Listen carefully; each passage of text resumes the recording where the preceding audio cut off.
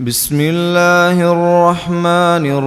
الرحيم نون والقلم وما يسطرون ما أنت بنعمة ربك بمجنون وإن لك لأجرا غير ممنون وإنك لعلى خلق عظيم فستبصر ويبصرون بأيكم المفتون إن ربك هو أعلم بمن ضل عن سبيله وهو أعلم بالمهتدين فلا تطع المكذبين ودوا لو تدهن فيدهنون ولا تطع كل حلاف مهين هماز مشاء بنميم مناع للخير معتد أثيم عتل بعد ذلك زنيم أن كان ذا مال وبنين إذا تتلى عليه آياتنا قال أساطير الأولين سنسمه على الخرطوم إنا بلوناهم كما بلونا أصحاب الجنة إذ أقسموا ليصرمنها مصبحين ولا يستثنون فطاف عليها طائف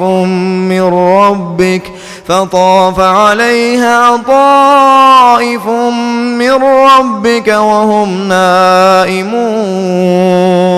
فأصبحت كالصريم فتنادوا مصبحين أن اغدوا على حرثكم إن كنتم صارمين فانطلقوا وهم يتخافتون ألا يدخلنها اليوم عليكم مسكين وغدوا على حرد قادرين فلما رأوها قالوا إنا لضالون بل نحن محرومون قال أوسطهم ألم أقل لكم لولا تسبحون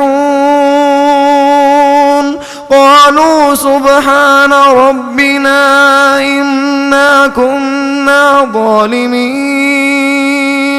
فأقبل بعضهم على بعض يتلاومون قالوا يا ويلنا إنا كنا طاغين عسى ربنا أن يبدلنا خيرا منها إنا إلى ربنا راغبون كذلك العذاب ولعذاب الآخرة أكبر لو كانوا يعلمون إن للمتقين عند ربهم جنات النعيم أفنجعل المسلمين كالمجرمين ما لكم كيف تحكمون أم لكم كتاب